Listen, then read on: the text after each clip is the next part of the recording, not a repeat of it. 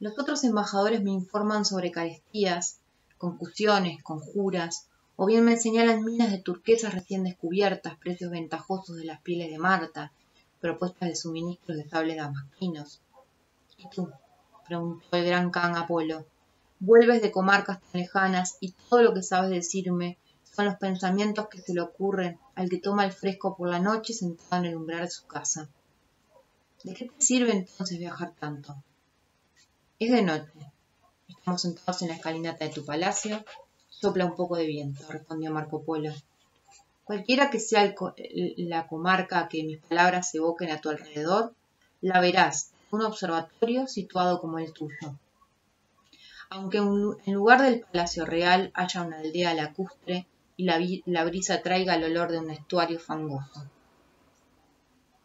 Mi mirada es la del que está absorto y medita, lo admito. Pero ¿y la tuya?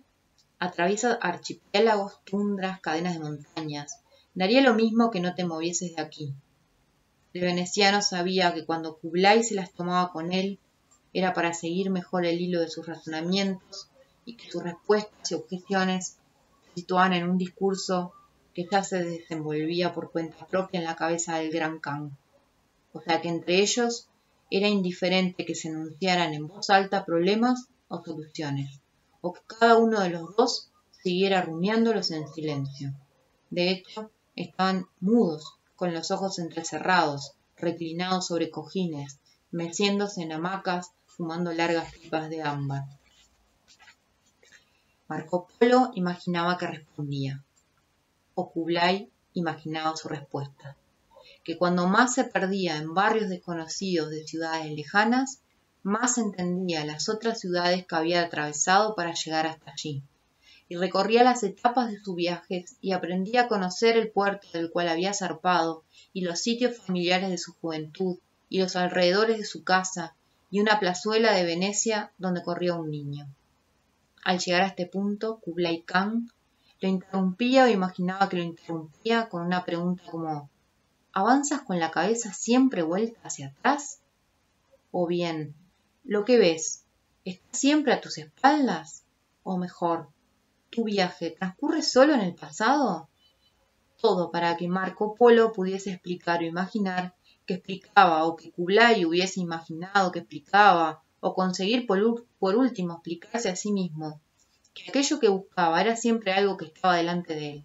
Y aunque se tratase del pasado, era un pasado que avanzaba a medida que él avanzaba en su viaje, porque el pasado del viajero cambia según el itinerario cumplido. No digamos ya el pasado próximo, al que cada día que pasa añade un día, sino el pasado más remoto. Al llegar a cada nueva ciudad, el viajero encuentra un pasado suyo que ya no sabía que tenía. La extrañeza de lo que no eres o no posees más, te espera al paso en los lugares extraños y no poseídos. Marco entra en una ciudad. Ve a alguien que vive en una plaza, una vida o un instante que podrían ser suyos. En el lugar de aquel hombre ahora hubiera podido estar él si se hubiese detenido en el tiempo mucho tiempo antes.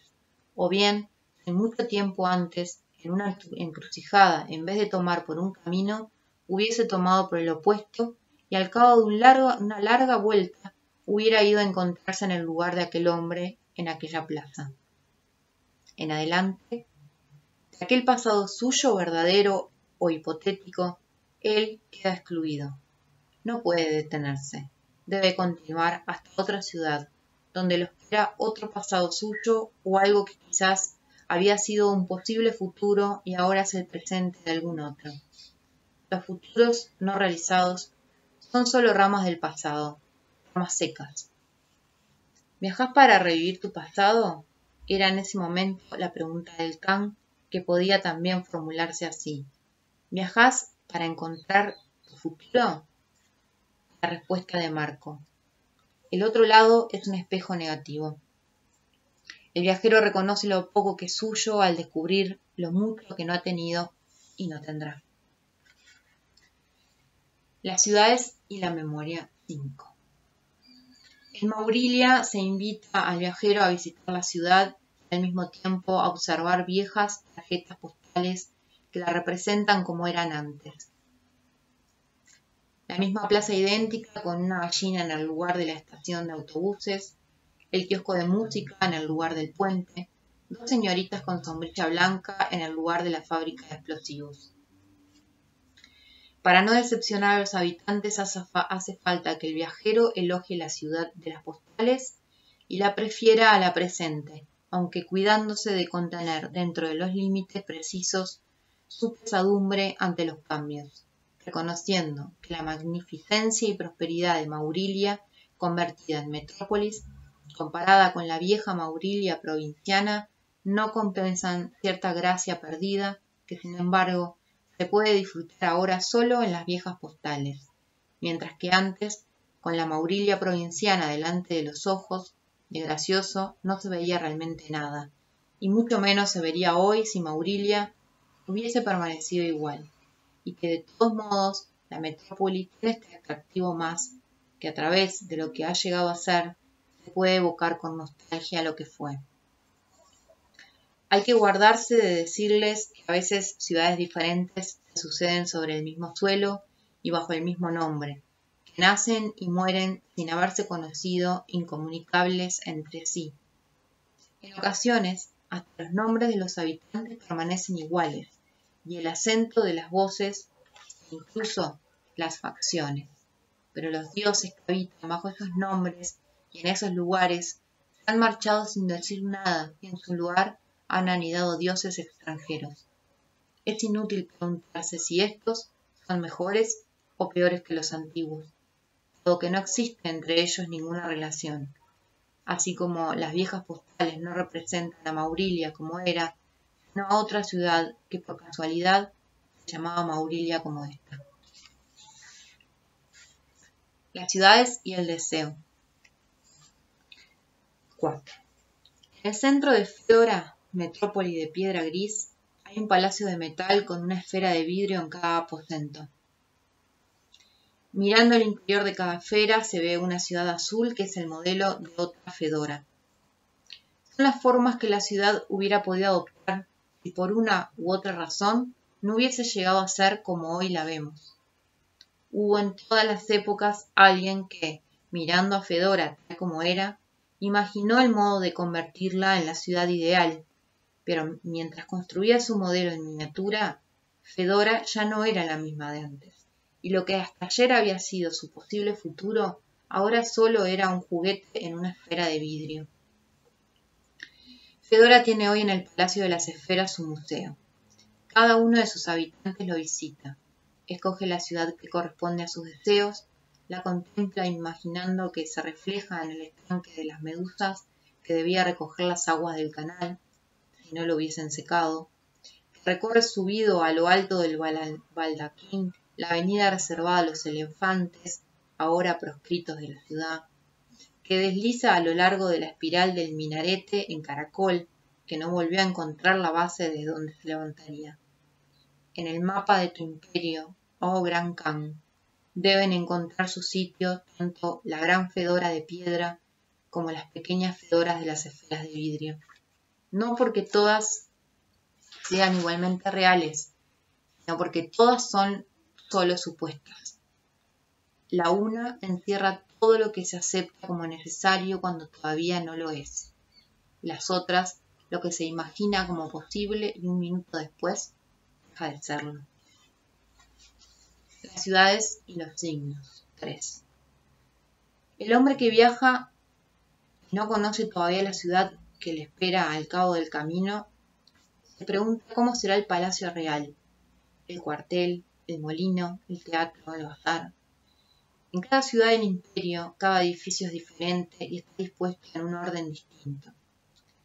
Pero apenas el forastero llega a la ciudad desconocida y pone la vista en aquel conglomerado de pagodas y guardillas y enares, siguiendo el entrelazarse de canales, huertos, vertederos, distingue de inmediato cuáles son los palacios de los príncipes, cuáles los templos de los grandes sacerdotes, la posada, la cárcel, los bajos fondos.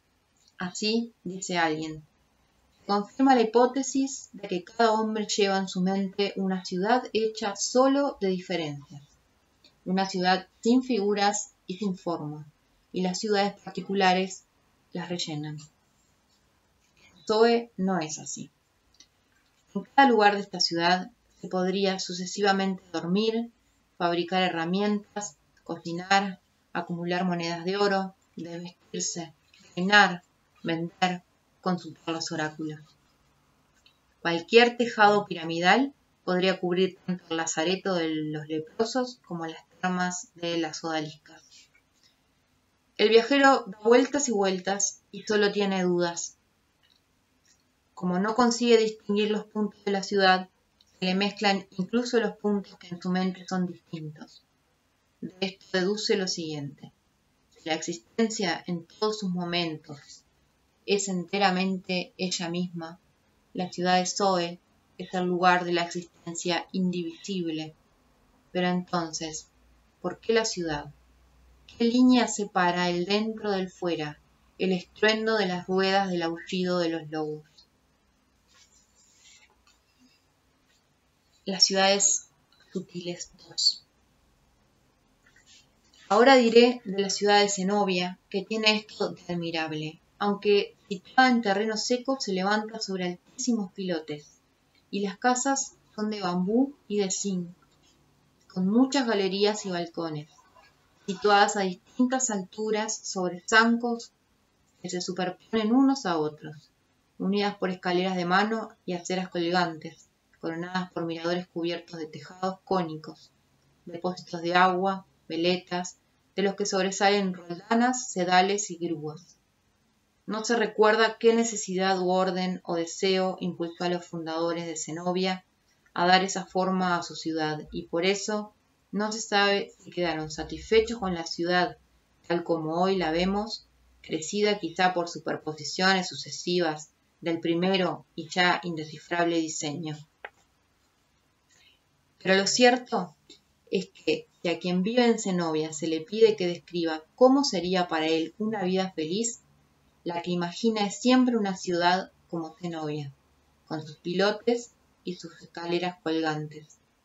Una Zenobia tal vez totalmente distinta, con estandartes y cintas flameantes, pero obtenida siempre combinando elementos de aquel primer modelo. Dicho esto, es inútil decidir si ha de clasificarse a Zenobia entre las ciudades felices o entre las infelices.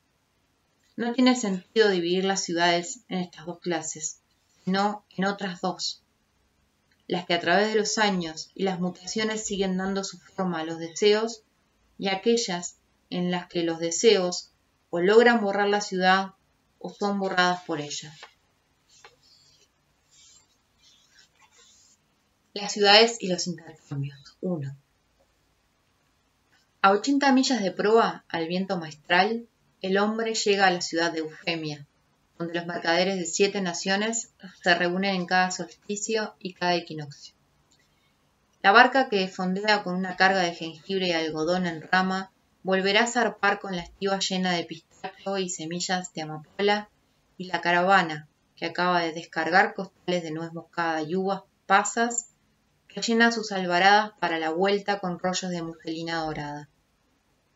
Pero lo que impulsa a remontar ríos y atravesar desiertos para venir hasta aquí no es solo el intercambio de mercancías que encuentras iguales en todos los bazares, dentro y fuera del imperio del Gran Khan, desparramadas a tus pies en las mismas esteras amarillas a la sombra de las mismas cortinas espantamoscas ofrecidas con las mismas engañosas rebajas de precio.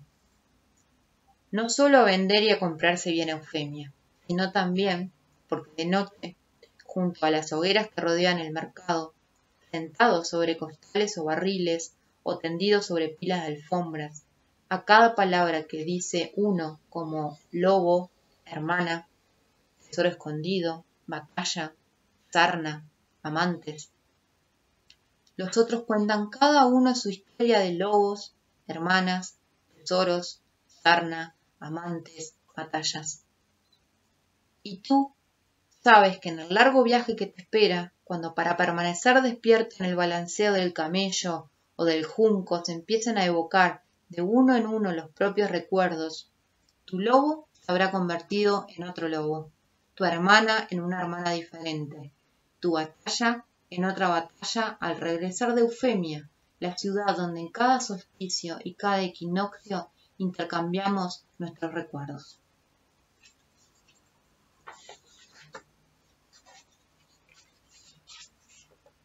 Recién llegado y completamente ayuno de las lenguas del Levante, Marco Polo no podía expresarse sino extrayendo objetos de su maleta, tambores, pescado salado, collares de colmillos de jabalí, y señalándolos con gestos, saltos, gritos de maravilla o de horror, o imitando el aullido del chacal y el grito del búho.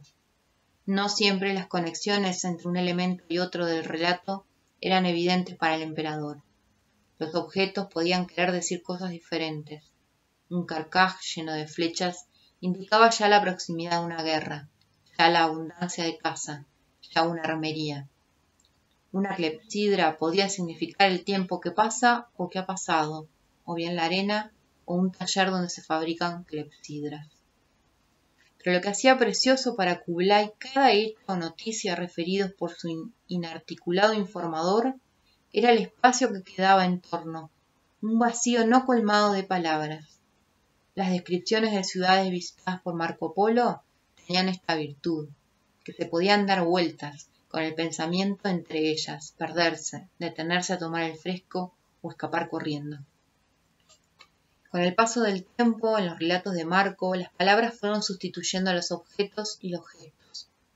Primero exclamaciones, nombres aislados, verbos a secas, después giros de frase, explicaciones ramificadas y frondosas, metáforas y tropos. El extranjero había aprendido a hablar la lengua del emperador o el emperador a entender la lengua del extranjero.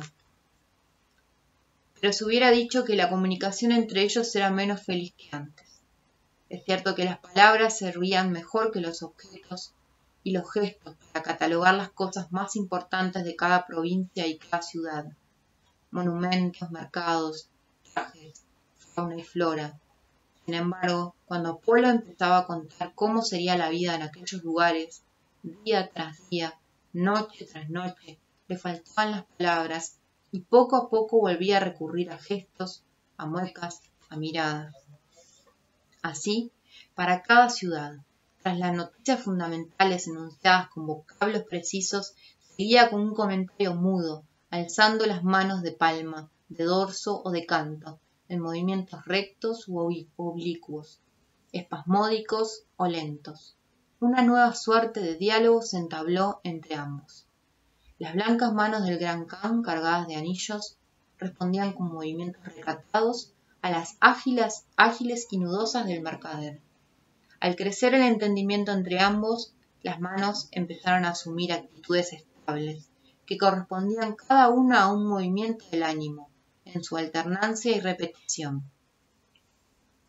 Y mientras el vocabulario de las cosas se renovaba con los muestrarios de las mercancías, el repertorio de los comentarios mudos tendía a cerrarse y a fijarse.